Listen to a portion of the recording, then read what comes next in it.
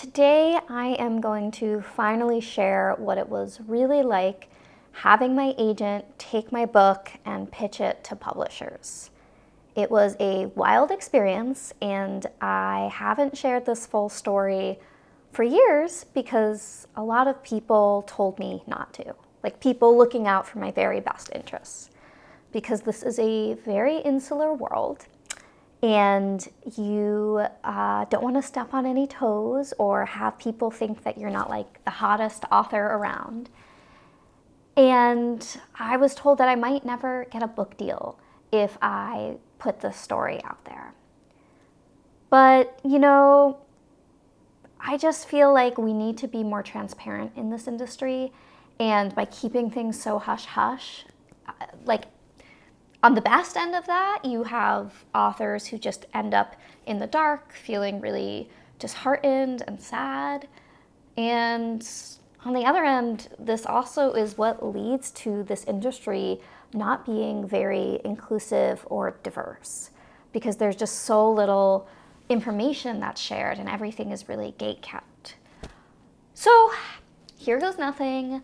This is what happened when my agent took my very first book out on sub in 2020.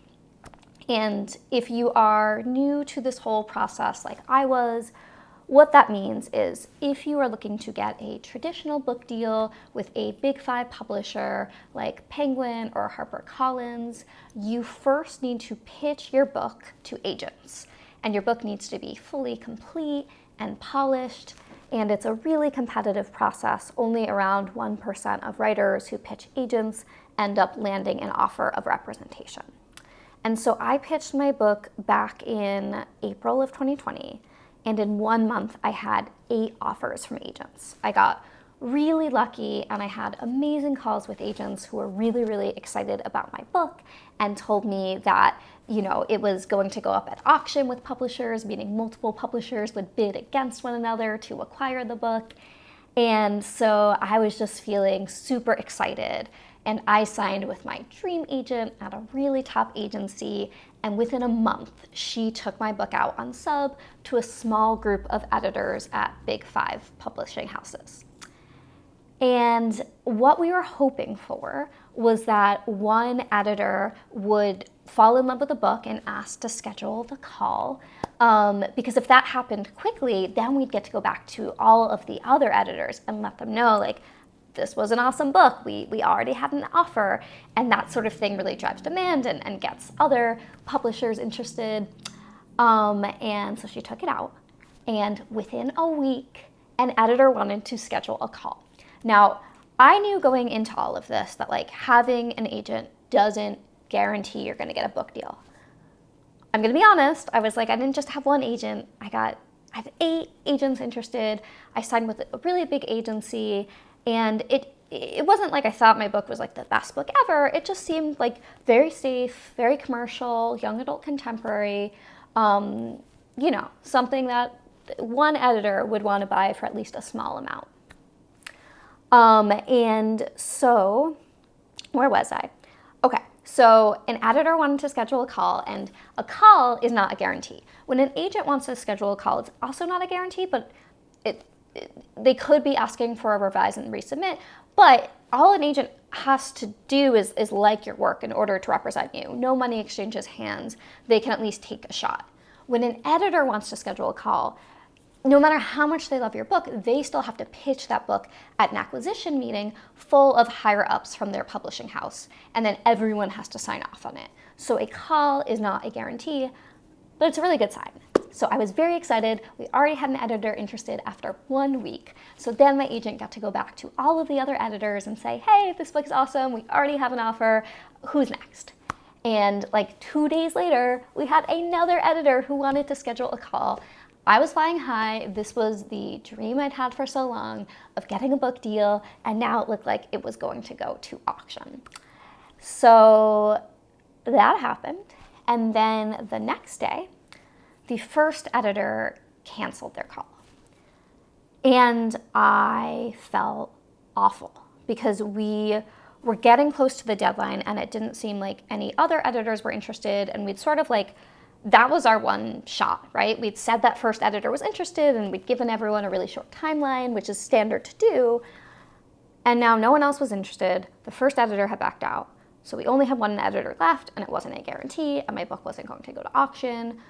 And I had worked on it for 3 years. I loved it so much.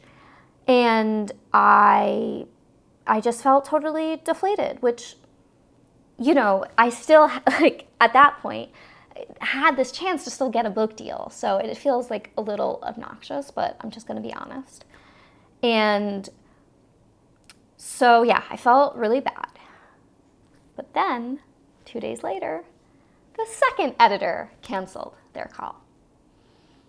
And yeah, I didn't know that was a thing that happened. Once again, like, people don't really share their experiences with going out on sub. I knew that maybe no editors would be interested. I didn't know editors would be like, oh, we love your book, let's get on a call, and then that those calls would be canceled. So at that point, it looked like no editors from our first round were going to be interested. And also, this was the start of we were like deep into the pandemic. This was July of 2020. I was just so depressed. I had poured everything I had into this book to sort of block out the world around me. And this was what I was hoping my career would be. And now no editors wanted to buy it. And this is a photo of me lying in bed after that second editor canceled their call, just like with my cat in my bathrobe. And I just lay there for like days on end. And then, you know, weeks went by. My agent and I were going to have to decide if we wanted to take the book out on a new round of sub with a new group of editors, which, you know, is pretty common to do. Usually then you might be pitching like smaller publishing houses and not the big five. But then the first editor who had expressed interest said that they wanted to reschedule our call. So finally, we were going to have a call with an editor, and I was really excited. And we had that call, and it went great. The editor like pretty much loved everything about the book, and even brought up this like one really specific detail that was just my favorite part of the book. And it was just this like really, really random niche detail. But we had a great talk. And so then it was time for the editor to bring the book to acquisition and try to get sign off. So that happened a few days later. And then, so first to back up, my agent, one of the best people in the world, obsessed with her. And she's really positive and supportive, but also very good at keeping me grounded, never over-promising, like always really good at setting my expectations because she knows, yeah, I get sad really easily. So she tends to not ever like over-promise anything. But she sent me a text the night after the acquisition meeting happened. And it was a tweet that the editor had made, because remember, this was 2020, Twitter was still Twitter, and it was booming for writers. And it was like a thing for editors and agents to like, what was it, subtweet, or like basically gossip secretly about deals that were going on. Like, this was a thing. You weren't supposed to actively talk about what was going on. Like, if you got a book deal, often you couldn't even announce it for months or over a year, but you could like subtweet, like, I have exciting news. I don't know, this is publishing. So anyway, my agent sent me this tweet, and the editor said that they had very exciting news coming the next day, and included this photo of the very specific niche detail from my book. So my agent was like, all right, we're in. And we were like, yeah, it's happening. And then the next day, I was in session with a student, and I literally, I mean, I've worked with students, it was for over a decade then. I never have my phone on, I never interrupt a session, but my agent was calling. So I was like, oh, I'm so sorry, I just have to take this call, it's my agent, I have a book deal. And so I like paused the meeting, and I picked up my phone, and my agent was like, they passed. So Yeah, that was my story of taking my book on sub. It was a very long journey. I got really, really far, and doesn't matter because the book went nowhere. So I thought I felt like really bad and was at rock bottom like multiple times, but now I truly was. And I told my agent I didn't want to take the book out on another round. Like, if no one wanted it in the first round, I didn't want to go out with like a not great debut. And I just felt awful and like I shouldn't be a writer. But what had happened was that when I first started querying, so back in April, I had emailed a debut author because I had just read her novel. It was by Nicole Kronzer. And I highly recommend doing this. Like, if you read a debut novel, email the author. Like, authors generally aren't bombarded by emails, and it means a lot to us. So yeah, I reached out to her and I was just like, your book was perfect. And I told her I was about to query mine. And she sent back a really nice response and was just like, whatever you do while querying, work on your next book. Like, get deep into it, because you never know how querying will go. And she said when she queried her first book, she didn't get an offer, but her second book, she got a really fast offer from a top agent and then a fast book deal. And so I remember getting that email and being like, all right, Nicole. I definitely thought she was a way more talented writer than me, but I was like, no, my book, I'm going to get an agent. And sure, I was right about that, but then it died, on sub, so didn't really matter. But I followed her advice, and I started writing my next book. And I didn't just start writing it, because starting to write something often means nothing with me. But I signed up for a writing class. I organized a writing group. I had a lot of accountability, so I actually had to finish chapters and polish them. And my first book took 3 years on and off, some very part-time writing, a lot of giving up.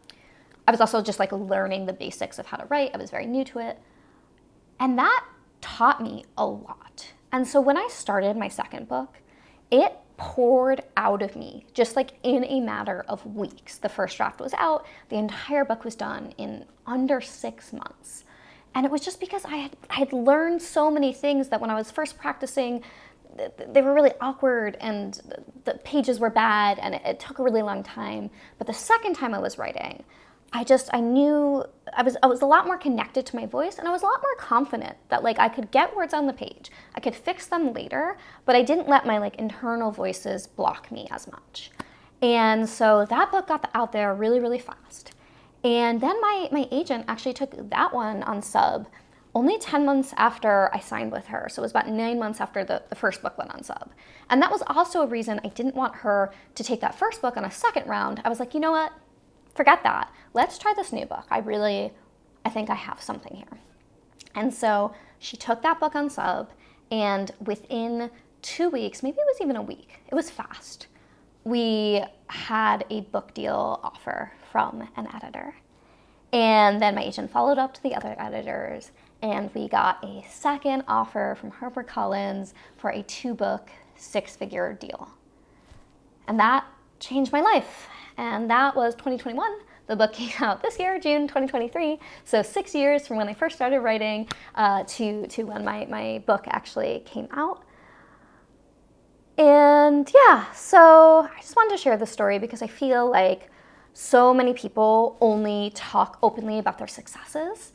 And those are what gets shared, and that's what we view. And so then when you're not having success, you just feel like garbage. I know that I did. And I really want to normalize talking about failure, which now looking back, I don't even see as failure, right? That first book, it was helping me get closer, even if I couldn't see it at the time. So wherever you're at in your journey, know that a lot more people are going through really, really difficult times and periods of rejection.